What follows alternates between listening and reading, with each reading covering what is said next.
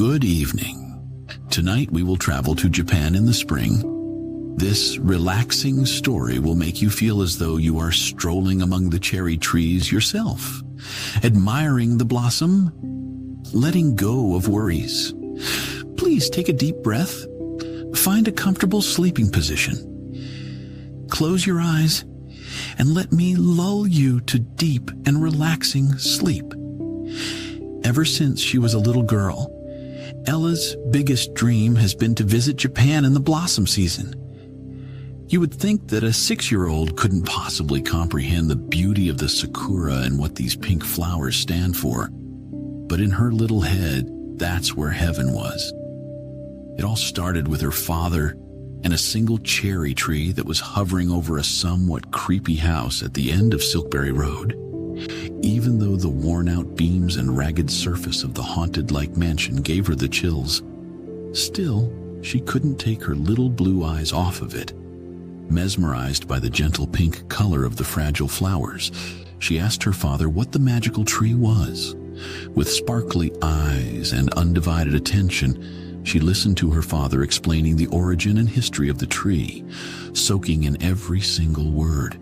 Her 6th birthday was a week after she first had laid eyes on this magnificent tree, but she was still under its spell, blowing out the candles. Her mother asked if she could share the wish with them. With an innocent smile from ear to ear, Ella said, "I wish to go to Japan so I could paint hundreds of beautiful pink cherry trees." Later that day, her father drew her a large sakura tree on the ceiling of her bedroom, so that the last thing she would see before closing her eyes at night would be breathtaking beauty. Standing in front of a never-ending cherry path now, she could almost feel the peacefulness that used to lull her to sleep decades ago. Although it took her 33 years to actually visit Japan, in her heart, Ella was still that 6-year-old. She was breathing in the majestic sight with the same passion, but she was no longer a kid. Her kid was right beside her, squeezing her hand tightly, not quite believing that such beauty could exist. Her daughter Margot was 12, and she was just as at awe as anyone experiencing something so vividly real and yet unbelievable at the same time would be. They had arrived in Kyoto the night before, and the place was just like Ella expected, jam-packed with tourists. They had warned her fellow Sakura lovers on the internet to find a more secluded place to marvel at the blossom, and they were probably right. It was hard to enjoy anything in the crowd, contending with these strangers who, as it appeared, had come from all over the world. She couldn't even take a picture, but the sight alone was more than worth it. It was true that they could have gone to a less touristy place, someplace where you could sit under a tree without being interrupted, filling your lungs with the one-of-a-kind scent that Ella has grown almost addicted to over the years. But there was a reason why she had to visit this particular place. It was a tiny bridge over an even smaller canal that was connecting 2 pathways, both lined with lush cherry trees. The symmetry, angle, colors. The sight itself was more than any painter could want. But even though she wanted nothing more than to watch her daughter play with the brush and transfer this splendid sight to canvas, the breathtaking side of it was not the only thing that forced Ella into making the decision to visit this exact place. It was the place she actually had fallen in love with 30 years ago. When she and her father came home that day, after first witnessing such beauty, he disappeared in his painting studio while Ella was doing her homework. He appeared all covered in dust, about half an hour later, holding a travel magazine in his hand. Inside, there was an article about the cherry trees in Japan and a huge picture of the site that she and her own daughter was staring at this moment. Even after all these years, the picture was still sitting on her bedside table. She had promised Margot that they would paint and enjoy the site together, but it was pretty apparent that they couldn't do a thing while the crowd was elbowing them. "Let's go back to the hotel," she said to her daughter, and explained to her that they would need to find a quieter time of the day if they wanted to get some work done. Margot nodded with approval, but Ella could sense that she was slightly disappointed. She waited for months for this trip after all. Making their way through the crowd and out in a clearing, they headed towards their hotel. Conveniently, the place they were staying at was just a 5-minute walk away. They left the brushes and other painting tools that Margot was equipped with there, and decided that they would wake up before sunset the following day, so they could visit again when there'd be no one else admiring the view then. They also decided that they would make the most out of their day. A few months back, when Ella was doing her due diligence for the vacation, she learned about Maruyama Park, which seemed like a great place to spend the day in. Maruyama Park was sitting next to the Osaka Shrine, and it was the home of a 70-year-old Sakura tree that had actually grown from a 300-year-old cherry tree. Standing in front of it now, Ella noticed that there was something so different about this particular tree. Unlike all the other sakuras in the park, this cherry blossom had its branches sagging down. It was almost like the tree was weeping for its 300-year-old mother. It reminded her of herself after her father's sudden death, but she brushed off the feeling immediately. Today is about strengthening the bond between her and her daughter. This trip was not only about remembering her father and cherishing the Sakura memory from her childhood. It was also about giving Margot something to remember her by. Life could get busy for them, and this day, this walk among the sakuras was definitely a breather. The best thing about the Maruyama Park, besides its awe-inspiring look, was its wide paths that allowed Ella and Margot to walk freely without being sandwiched between strangers. Ella was always finding ways to make Margot laugh, creating memorable stories, making sure that her daughter always remembers her with a smile on her face. And today was no different. During their stroll, they bumped into a group of English tourists with a guide, and since they were in obvious need of direction, Ella was surely starting to regret the decision to depend on her phone for guidance.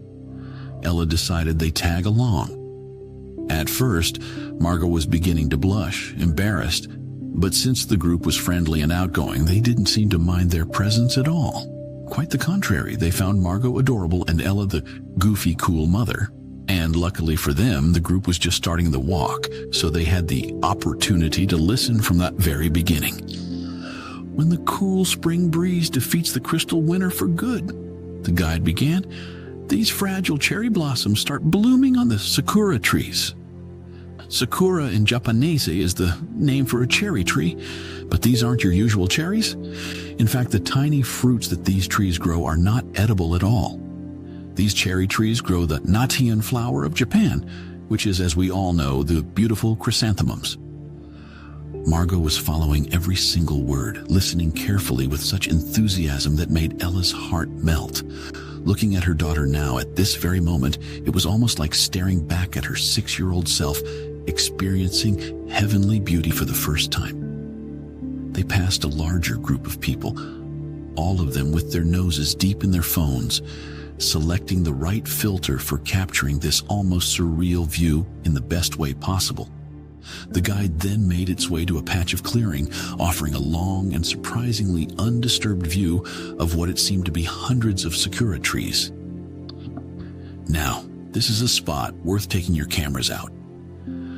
Thinking the same thing, Ella pulled out her old camera her father had left her.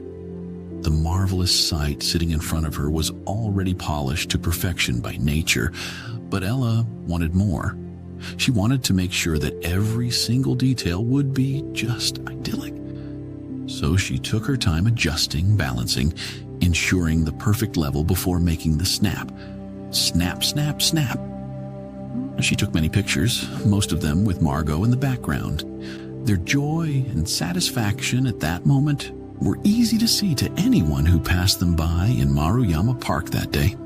When they finally came out of their happy bubble, they have noticed that the group was gone. It couldn't have been that long, Ella said.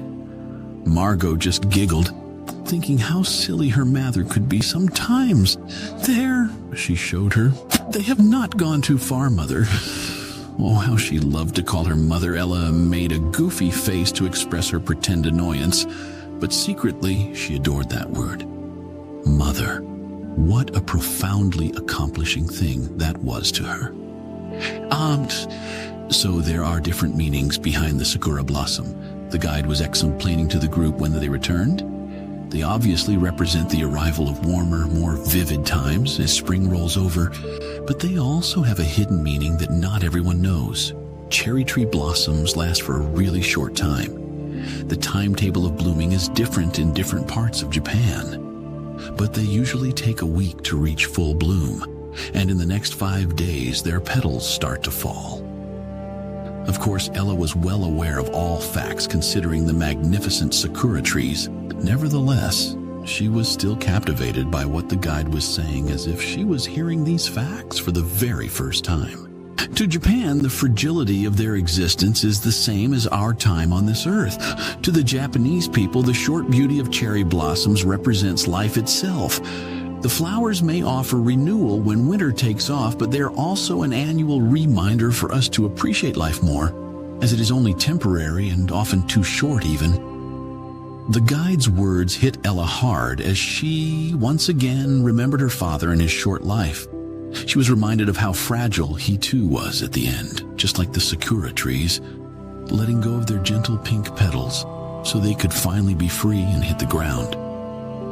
Let's go. We don't want to waste the whole day touring around the park. Let's have some fun, Ella said to her daughter, and Margot nodded in approval as she was getting pretty hungry and tired. Thankfully, there was an enticing aroma of street food coming from every corner of Kyoto at this time of the year. They grabbed something to eat and decided to make a picnic below a sakura tree, admiring the sunset and all the mesmerizing beauty that was surrounding them. Back at the hotel, they barely managed to kick their shoes off. They were so tired, they passed out into a deep sleep almost immediately. As agreed, their alarm forced them out of bed early the next day. The sun was not out yet, which was perfect for what they had on their agenda. Ella loaded her rucksack with paint, brushes, and everything she needed for painting the idyllic view from the small bridge over the canal. Still feeling sleepy, they shut the door behind them and headed out. Just as Ella predicted, all was quiet this early in Kyoto. They had just 5 minutes to get to the spot, so they could afford to make a small detour to grab something to eat from a 24-hour open bakery that was just around the corner. Margot's work could take hours, and they needed to put something in their system to keep them going. When they finally arrived at Ella's dreamy spot, the pathways were empty. There were no tourists passing by, no people admiring the beauty that was all around them. Just them two and these sakura trees. When Margot finally assembled her portable atelier, the sun was slowly to begin, beginning to peek through the sakura branches, illuminating the pink petals, giving more life to the painting. Ella was sitting next to Margot, watching the brushstrokes, carefully admiring her talent. Although this was Ella's dream when she was a kid, to come to Japan and paint the sakura trees. Unfortunately, she didn't move past her childish drawings. The painter's talent of her father had skipped a generation. She was artistic with the camera, but that was about it. But even though she couldn't transport the beauty in front of her to canvas, she couldn't be happier that her daughter could do that for her. She had great things in front of her, Margot, and Ella was ready to do all in her power to make sure her dreams came true. Both of them were so mesmerized by what they were experiencing that they barely noticed the group of tourists standing next to them, admiring Margot's talent. Many hours had passed when Margot finally finished the painting, but there was no better way to spend the morning. Speechless and completely at awe by how her daughter was able to recreate the scene so vividly, Ella began to cry. Looking at her daughter now, she couldn't help but think of the resemblance she shared with her late grandfather. Although her FA there was long gone now, Ella could somehow feel his presence. His deep, ocean blue eyes still pointed in her direction, watching over her from above, sharing this moment with her. Her dream had finally come true. Now, I will take you on a journey that will transport you back in time. So settle comfortably, turn off your electronics, close your eyes, and let this mesmerizing story allow you to drift off peacefully. It was a rainy day when she got the call. Isabel had been waiting for this job offer for months, and finally they called to let her know their decision. She got it. She was doing fine designing clothes and selling them in her father's shop in their small town, but she wanted more from her life. She wanted to be recognized, her work to be respected, and this opportunity was her ticket that would lead her there. Her happiness could be detected from miles away. She was wearing a huge smile across her face that was simply impossible to hide. And why should she? It was how she was feeling after all. But her smile suddenly turned upside down when the words finally hit her. We expect you to start as soon as possible, ideally next week. They had an important fashion show coming real soon, and they were one designer short. This meant that Isabel would be an essential asset to them during this busy time. This filled her with such thrill that her chest almost started to hurt. But there was something else that was causing that pain, and it wasn't happiness. She had to make the transition in the following days. That meant telling her poor father that she was about to leave him all alone so she could go chase her big dreams. She knew that he would be happy for her, but she also knew that the news would devastate him on the inside. But she had no time to waste if she was to start working for this widely recognized brand the following week. So she gathered the courage and spilled the beans over dinner. Her father was so happy for her and understanding that she spent the entire evening crying, both from happiness and sadness at the same time. In just 3 days, everything was ready for her to leave. She packed her bags, loaded her small red Toyota, kissed her father goodbye, and headed off. It was raining just as heavily as the day she got the call. Her father had warned her to postpone the departure, to wait for the weather to clear. He was obviously being protective and worried, but she didn't want to waste a second. She told him that all would be well and that she'd call him from her new place. She had over 10 hours to drive, and she knew that she would have to make a long stop on the way to at least take a nap and rest. So she really had no time to waste.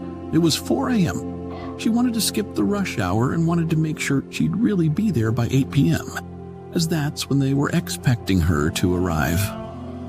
As she was passing by the usually busy streets, she couldn't help but notice how peaceful her town looked this early, even with the summer rain pouring heavily. The wipers worked without stopping, but still the road was barely visible. But she kept going, as had a pretty good reason to keep herself together and focused on her goal, which was meeting with her superior later that night. She needed to slow down significantly, and after only 2 hours on the road, she already started to regret not listening to her father. Why didn't I call to let them know I couldn't make it today? She thought as she was trying to make her way through the jam-packed road. Apparently, there was some accident ahead that caused a total collapse on her side of the road. That only added to her anxious feelings, as she was a decent driver, but still, when it came to driving in such weather, her confidence was not very high. It was raining for 4 days straight, so leaving earlier wasn't a better option either. All she had to do was just sit in her car and wait for the busy road to clear. But it had been an hour and she had barely moved a mile, so she took her phone and started searching for an alternative route. She saw that there was a small road on the right, about 3 miles ahead, so she decided to take it. 15 minutes later, when she was finally there, she noticed that she wasn't the only one who thought of rerouting, but it wasn't too bad. At least she could speed up and drive more freely. Of course, she wasn't really sure where the way would lead her. She had never been in this part of the county. Plus, the road was barely visible on the map. It was too narrow and pretty insignificant. There was really nothing there. But since all roads lead somewhere, she thought this was a better way to reach the highway than crawling onto the one that she had been on earlier. After all, she had seen that she should turn right 15 miles ahead. And then after 30 miles or so, the next road will connect with the highway. But the rain was pouring as if she was standing under a waterfall. Have I really missed it? She wondered. She knew it could be possible since the visibility wasn't all that great, and to be fair, she really was in the middle of nowhere. She had no other choice than to drive ahead and find a clearing where she could pull over and check the map again. 3 miles ahead, she parked her car alongside the road. It was still raining, but it wasn't as heavy as before. If only she had started her journey a couple of hours later. But she knew that no good could come out of dwelling on it, so she took her phone to see where she was. Nowhere. She was absolutely nowhere. There was no signal, no connection. She couldn't open the map, and her offline version didn't even show this road. Oh, how she missed the old analog times. Things had been a lot easier with paper maps, weren't they? But the rain was getting tired, and that was a good sign. At least she could see where she was headed, and with the sun peeking through the clouds, the morning was starting to get noticeable. Okay, calm down, relax, just drive. You will arrive on time, it's okay. She whispered the words for consolation, and with her hand on the keys, she tried to start the car. Tried, not succeeded, because she couldn't turn it on. After 20 minutes of trying, yelling, punching the wheel, she decided that she should look for help. She transferred all of her important things into a smaller bag. It wasn't safe to leave all of her belongings in the car in the middle of nowhere. Her laptop, wallet, documents, jewelry, and a change of clothes in case she got soaked was all she took. And she did get soaked. After only 5 minutes of walking, the rain got angrier again, falling heavily onto her clothes. They got completely drenched. But she had to keep moving forward. She knew that she couldn't afford to wait for the rain to pass in her car and waste precious hours. She had to find help, someone who could fix her car so she could be on her way to her new home. But there was nothing ahead but the sound of the weighty rain hitting the asphalt. A weird sense of Tyon took over her as she noticed that there was absolutely no one passing through, no cars, no people. There were no houses in her sight, and she was starting to feel a little bit unsettled. It was daylight. That was a good start, but still, she was beginning to get scared. 50 minutes passed and the rain finally stopped. She was looking for some shelter to change her clothes, but there was nothing but trees in the distance. Just as she was about to head toward an old oak tree and change, a carriage passed her way. How strange, she thought. The people on the car Carriages didn't seem to notice her, so she continued walking toward the tree. But after only seconds, a second carriage appeared. She noticed that the people were dressed differently. Being a designer, the clothes were the first thing she noticed. It was a professional habit of hers, but even that didn't strike her as particularly odd until yet another carriage appeared, this one going in the opposite direction. The two carriages pulled to a stop so the people could greet each other. They talked briefly about the heavy rain and the possible damages to their crops. She noticed that the people in the other carriage wore similar clothes. It was strange, but not unbelievable, surely. She loved time-traveling stories, but she was a rational person. There had to be an explanation as to why she saw no car driving down this road, and why the only thing that was there were 3 carriages and people wearing shiny, toury old clothes. Hiding behind the tree, she managed to change her clothes without being seen. Or at least she thought so. Because the second she emerged, she saw a woman and a small child staring as if they had been waiting for her. Hello, the woman greeted her. We saw a car about half a mile back. Is it yours? She asked. Yes, it is. The truth is, I am lost. I took a wrong turn, so I stopped to check the map. But there was no signal. Even more conveniently, my car wouldn't start. I started walking to see if I could find someone to help me out, but I got soaked. That's what I was doing behind the tree, changing my clothes. Isabel explained. You poor thing, the woman said. Come with us. Our town is just a couple of miles ahead. We are headed there now. We were stranded in another village, so I have to check if everything's okay back home. After that, I'm sure my husband will be happy to transfer you to another town close by where there are actual cars and mechanics." The woman laughed. It was all starting to get clear now. Although not so sure how she could get lost this deep in the Amish county, everything made sense now. The carriages, the clothes, the absence of cars. She knew that this meant that she would need at least a couple of hours to get to the town, but what other choice she had? She thanked the woman and hopped onto the carriage. It was strange to her how happy and content these strangers were. A life without anything digital in it? She wasn't sure if she could last a day without her phone, but she understood why other people chose to live that way. It was more than just a religion.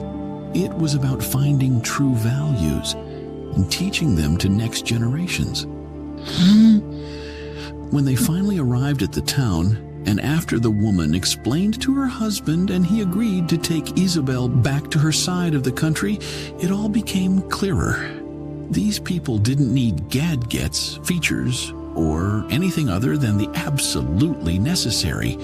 It was pure and unpolluted. That's how she perceived their lifestyle.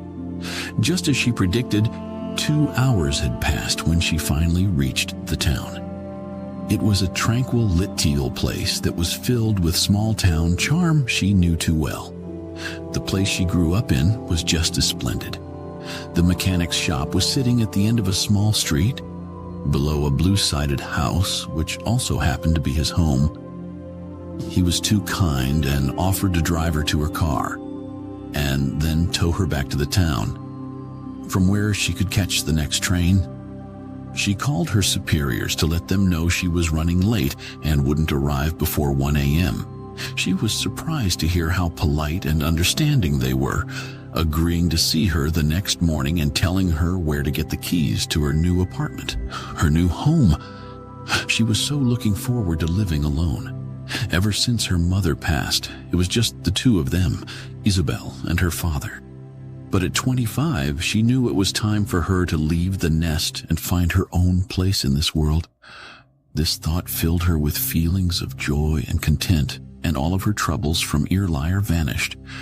She had regained her confidence and was beginning to feel good again. She agreed with the mechanic to return to her car on the weekend and greeted him goodbye. The train station was only a few minutes away, so she didn't have to rush. She bought the ticket, and after 10 minutes, the train arrived. She found an empty seat by the window and seated comfortably. Although she was clearly excited about her new beginning, the butterflies in her stomach were no longer there. Instead, all she could think about was the kind Amish people she met earlier that day. She was thinking about their town, their community, the children, their lifestyle. Again, as a designer, she put her focus on their clothes. How simple, traditional, and beautiful they were. Today was a real eye-opener for her. She met simplicity in a way she didn't think existed. That inspired her to think about a new line of clothing, something simple, but still strikingly beautiful. She rested her head onto the window, closed her eyes, and lines, cuts, sketches found their way into her mind.